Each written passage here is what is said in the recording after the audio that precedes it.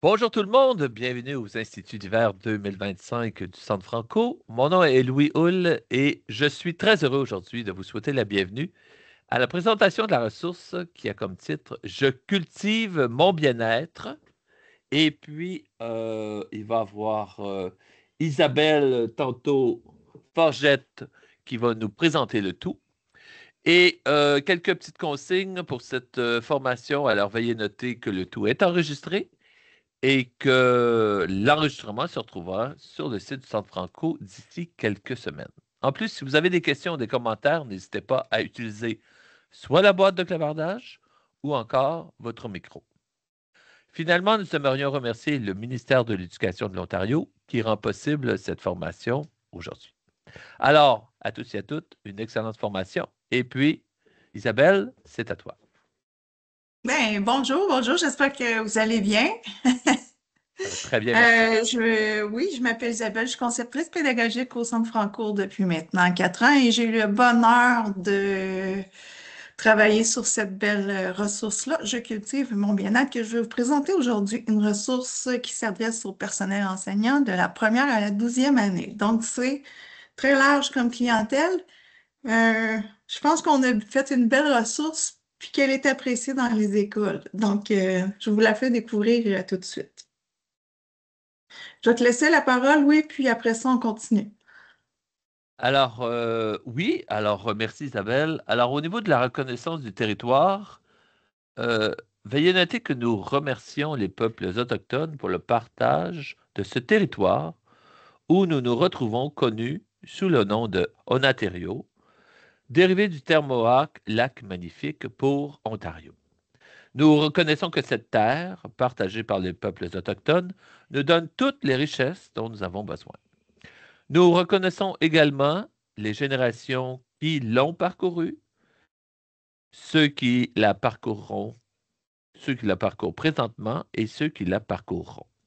Les appels à l'action du rapport de la Commission de la vérité et de la réconciliation nous parlent de l'importance de l'éducation à comprendre notre passé et le territoire sur lequel nous habitons afin que nous puissions cheminer ensemble dans un esprit uni.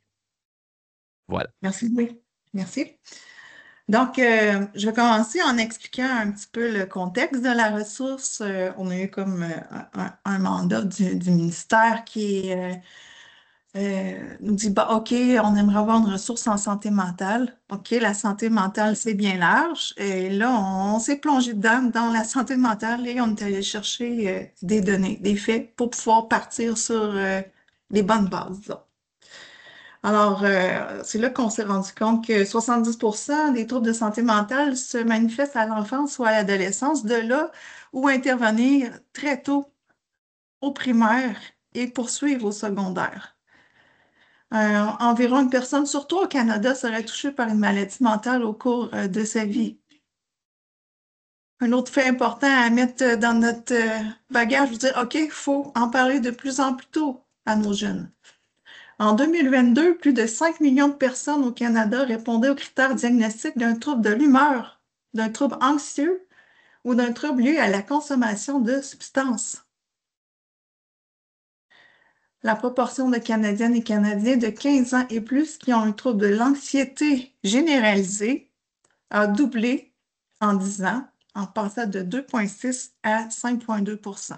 Donc, ce n'est pas à négliger. Trouble anxieux généralisé.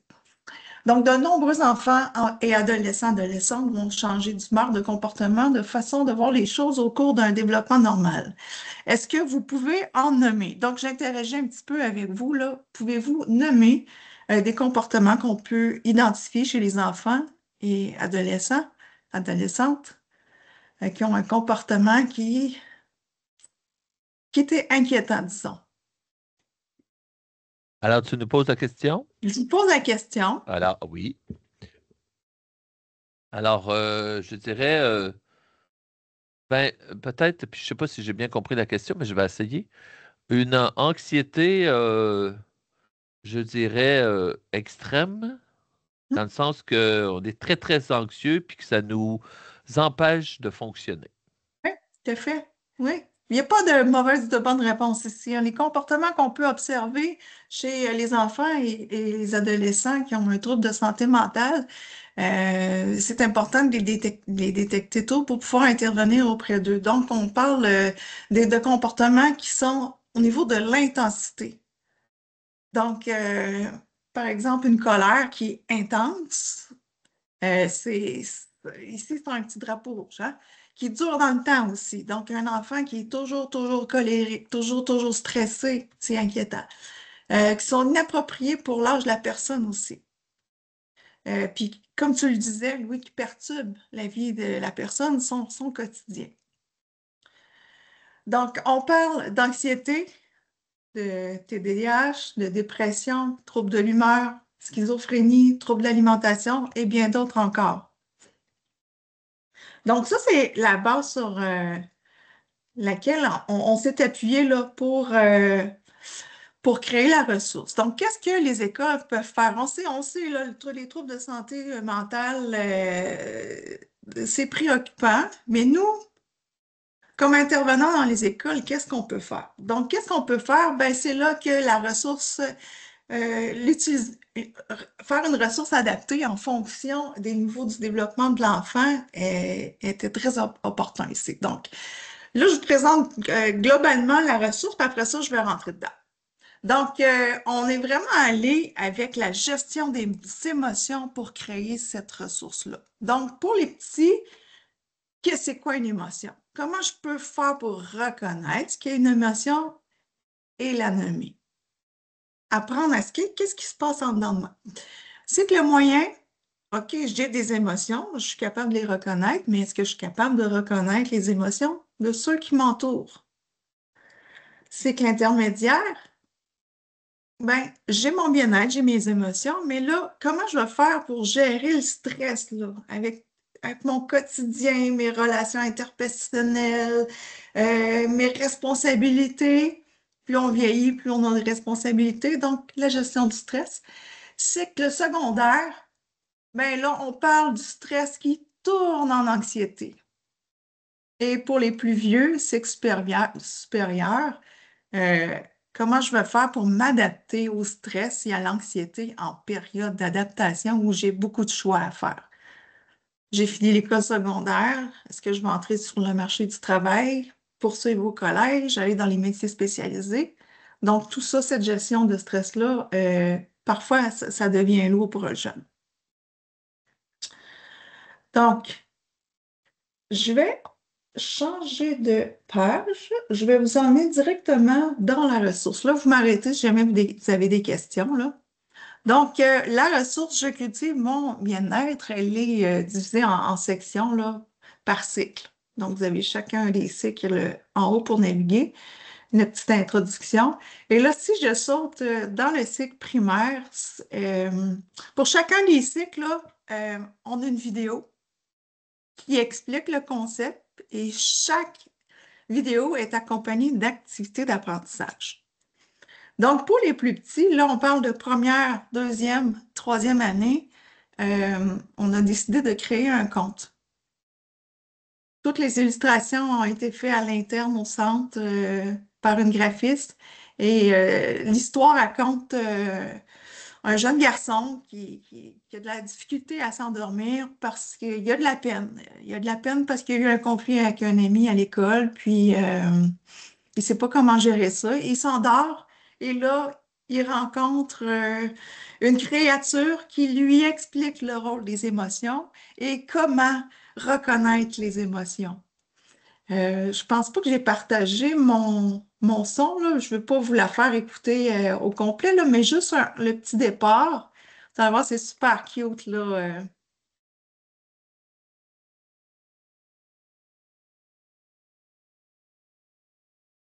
OK, on n'a pas de son, mais on voit l'image. Non, c'est ça. Donc, ça, c'est la créature qu'il rencontre dans son parcours, dans son rêve. Et je vais vous montrer. Donc, la créature lui explique que les émotions sont cultivées. Chaque couleur représente une émotion. puis l'enfant apprend à les nommer à travers cette histoire.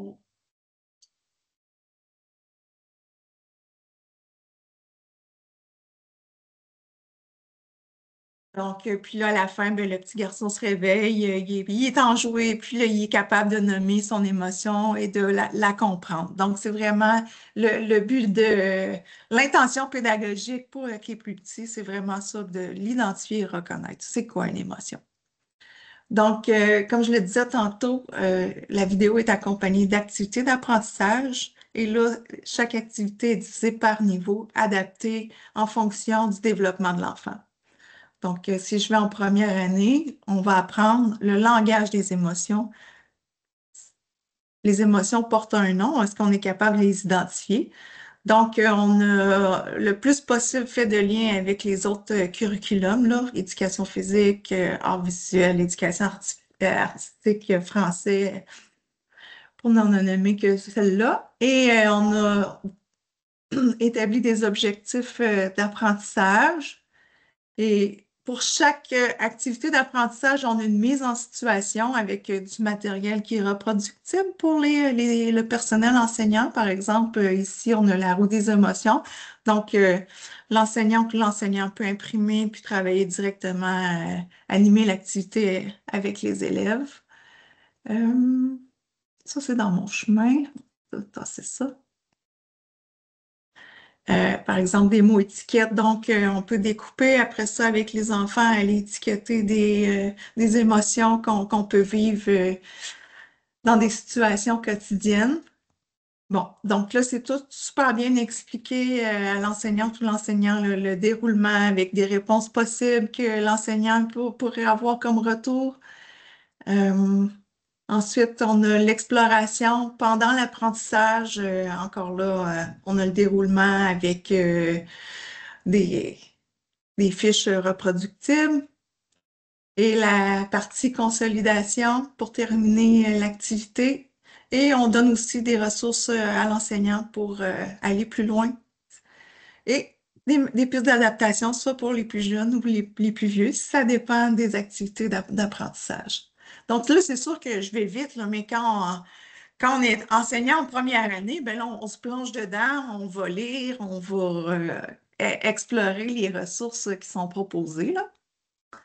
Donc, même chose pour deuxième année, mais là, on va à un degré un petit peu plus haut. Première année, on apprend à nommer, mais là, qu'est-ce qu'on fait quand les émotions deviennent trop fortes? Fait que là, on va utiliser le thermomètre des émotions. Et en troisième année, ben, on va encore un petit peu plus haut. Ben là, c'est le tourbillon des émotions. Là, c'est trop de gestion. Qu'est-ce que je peux faire avec cette tempête-là? Donc là, c'est là qu'on va apprendre des petits trucs aux enfants pour se calmer, puis des stratégies vraiment pour retourner au calme. Donc ça, c'est pour les plus petits. Donc, je saute au cycle moyen. Ici, on a une vidéo qui présente, dans un contexte scolaire, un groupe de jeunes qui préparent un spectacle de talent. Évidemment, c'est normal qu'ils soient stressés parce que le stress, c'est normal d'en vivre. Puis c'est bon d'en vivre. Mais il y a des personnages là-dedans qui sont stressés pour le spectacle, mais il y a quelque chose qui se cache en dessous. Il y en a un qui est victime d'intimidation. Et là, il réussit à en parler à son ami. Et il réussit à en parler à un adulte, puis là, ben, c'est sûr que de fil en aiguille, ben, son anxiété, sa petite boule dans l'estomac, ben, est à fond parce qu'il est capable d'en parler. Donc, encore là, c'est des personnages qui ont été créés au centre. Je vais le partir un petit peu juste pour vous donner une idée.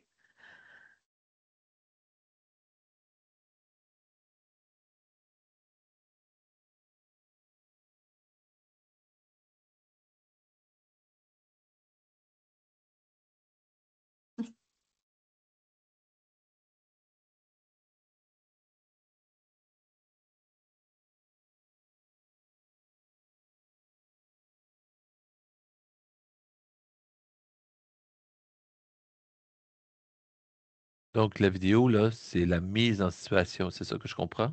Exactement, c'est ça. Oui, Mais, tu sais, c'est la vidéo, Louis, elle apporte beaucoup de discussions après en salle ah de oui, classe ah avec oui. les personnages. Les enfants peuvent s'identifier aussi aux personnages puis les situations qu'ils peuvent vivre aussi, là.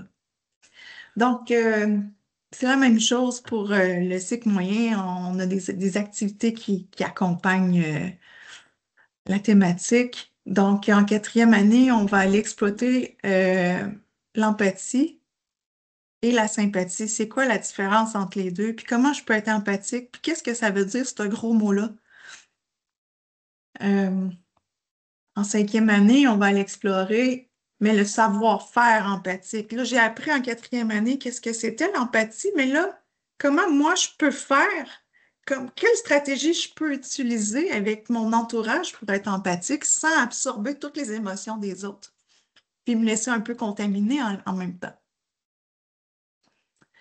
Et en sixième, ben, sixième année, on va un petit peu plus loin. Là, c'est là que les bulles de pensée négatives, les scénarios qui nous trottent dans la tête, là, les petites pensées envahissantes, là, je suis pas bon, ou mon poids me fatigue, ou je suis trop stressée, je suis tout le temps stressée, puis mon ami est tout le temps calme. Mais toutes ces petites pensées-là, ben, on a des stratégies dans cette activité d'apprentissage-là qui guident l'enseignant pour accompagner ses élèves dans ces bulles de pensée qui sont un petit peu plus noires, disons.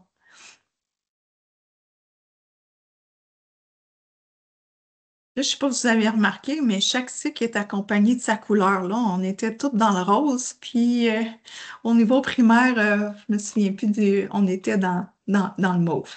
Donc, on saute avec les plus vieux.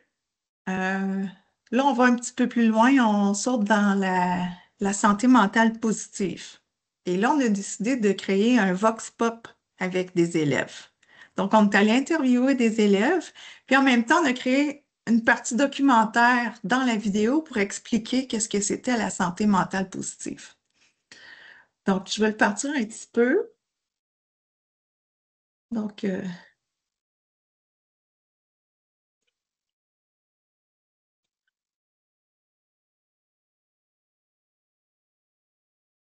Alors, ce sont genre des témoignages ou des réponses à la question posée au Vox Pop? exactement, exactement, oui. C'était quoi la question? Qu'est-ce que la santé mentale positive? OK. Je vais vous montrer. Bon, ben, au témoin, ben, au Vox Pop, on explique là, les concepts aux élèves pour vraiment ancrer le concept comme il faut, là.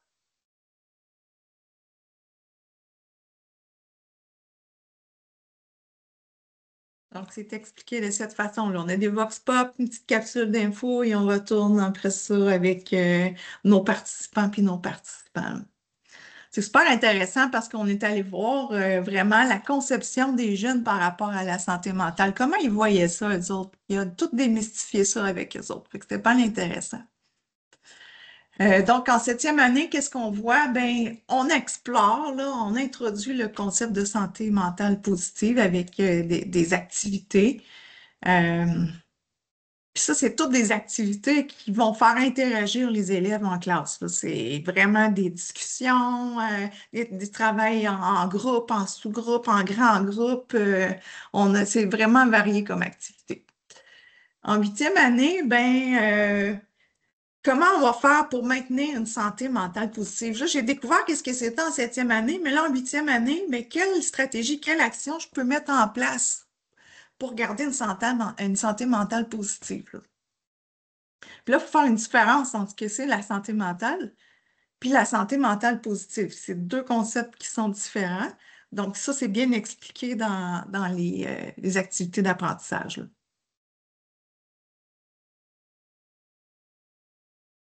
Si on saute au secondaire, ben là, oups, OK, là, on parle d'anxiété. Et là, on s'est dit comment on va faire pour introduire ce concept-là sans que ça soit trop lourd. Ben, on a fait appel à un artiste franco-ontarien qui est Maxime Drolet, qui est un chanteur-interprète, compositeur-interprète, puis il nous a créé une chanson, puis il l'interprète. Fait que c'est un vidéoclip. On a décidé de faire un vidéoclip avec ce concept-là.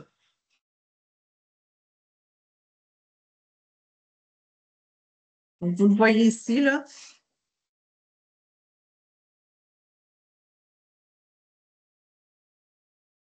Donc, on file, puis là, ben, il y a un vidéoclip, il y a des images qui défilent, puis c'est court, mais le message est quand même très, très fort, là. Donc, en neuvième, on voit comment vaincre le stress et l'anxiété, mais surtout faire la différence entre les deux. C'est quoi la différence entre le stress et l'anxiété? Puis c'est quoi les manifestations qui peuvent, euh, qui peuvent survenir comme ça, les comportements là, d'un élève qui est stressé puis un élève anxieux, c'est différent. Et en dixième année, ben, la santé mentale, on parle de vraiment de santé mentale qui est une responsabilité collective. Donc, ils sont rendus plus vieux, on est capable de dire, OK, quand je reconnais quelqu'un qui va pas bien au niveau de sa santé mentale, qu'est-ce que je peux faire? Puis quelles ressources je peux aller chercher pour m'aider et aider les autres aussi, là. Donc, je ne sais pas si vous voyez la progression là, de la première. Là, on est rendu en dixième année, mais c'est toute une progression dans le temps en fonction du développement de l'élève.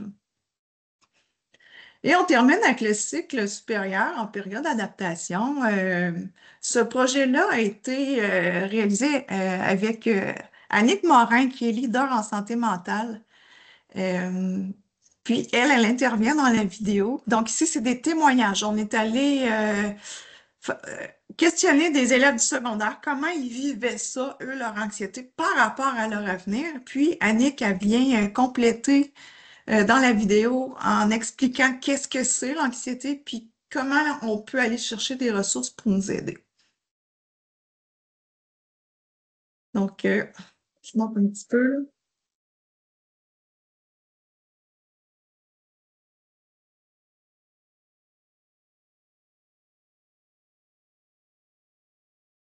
Donc, ça, c'est Annick Morin.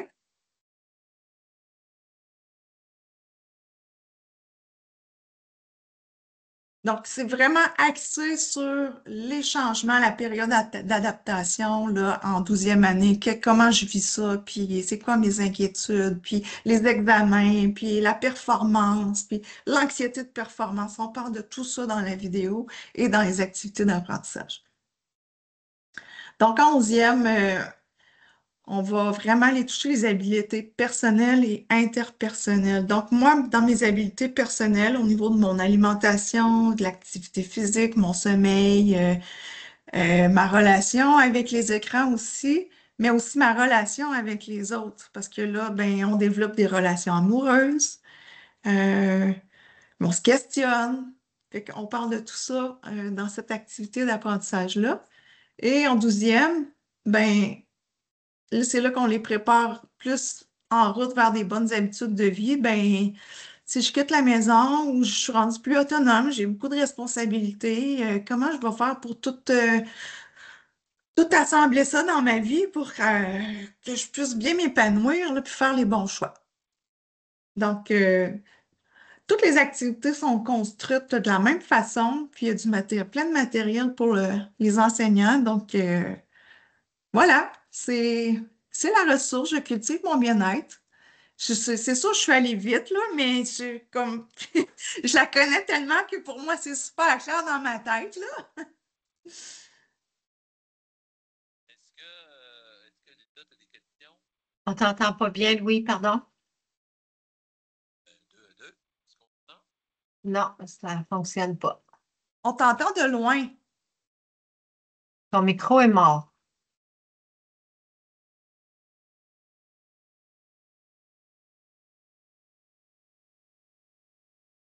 Linda, est-ce que tu avais des questions, des commentaires? Euh, oui, où est-ce qu'on retrouve la ressource sur le site du Centre Franco? Site du Centre Franco sur D2L, mais elle est aussi sur le web. Ouais. Regarde, je vais mettre Euh, le lien, je vais mettre le lien dans la conversation ici. tu vas pouvoir y accéder directement. Et voilà. Fait que si tu cliques sur le lien, ça devrait fonctionner, t'amener directement sur le site.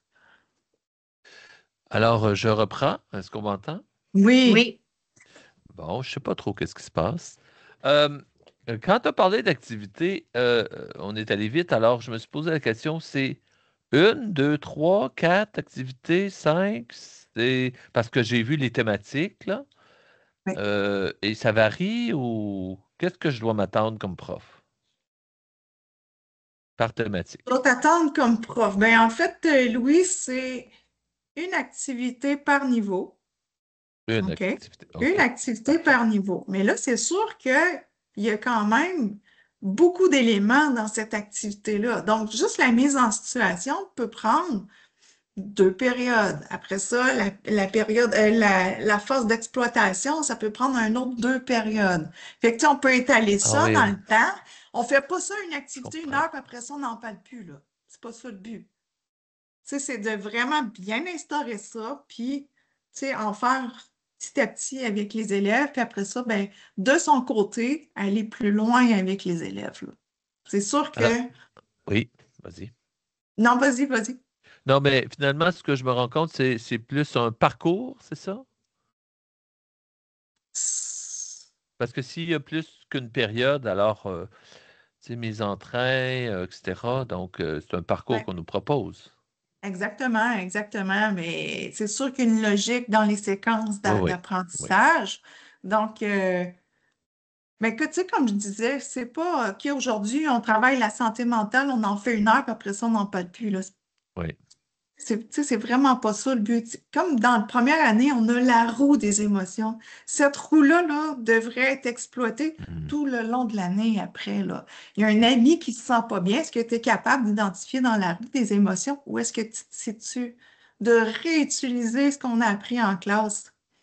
Donc, c'est ça vraiment le but de la ressource, là, ici, là. Puis, est-ce qu'on a mis en une bibliographie ou une liste de ressources à la fin? À la Ou... fin, donc, si je mettons ça, c'est première. Donc, on a des ressources à exploiter. Donc, on a même des albums qu'on propose pour travailler les émotions avec les petits. OK. Donc, il y a plein de matériel. Puis, il y a des pistes d'adaptation aussi. Par exemple, moi, j'enseigne pas en première année, mais je suis en maternelle jardin, mais je vois qu'il y a une ressource là, que je peux utiliser en classe avec les plus jeunes. Donc, je peux, tu sais, il y a rien qui nous empêche d'aller fouiller dans les autres niveaux aussi pour s'inspirer puis aller plus loin, là. Puis, ma dernière question, c'est écrit dans le lien que tu viens de partager, EAV. Oui, Donc, n'importe qui a accès à ça? Genre, autre province et tout? exact. D'accord. Oui, Merci. Est-ce qu'il est Ben, logé dans les EAV de tous les conseils individuellement ou c'est comme une annonce ou est-ce que tu sais? et ça, je le sais pas, Linda. Je le sais pas. Euh, Je le sais qu'il est il est sur D2L. Il est sur le Centre Franco. Il est sur le web, mais les autres, je pourrais pas dire.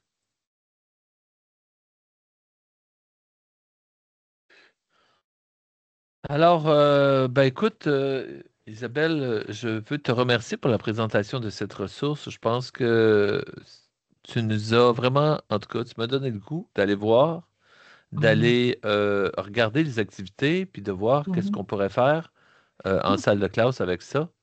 Alors, je te remercie.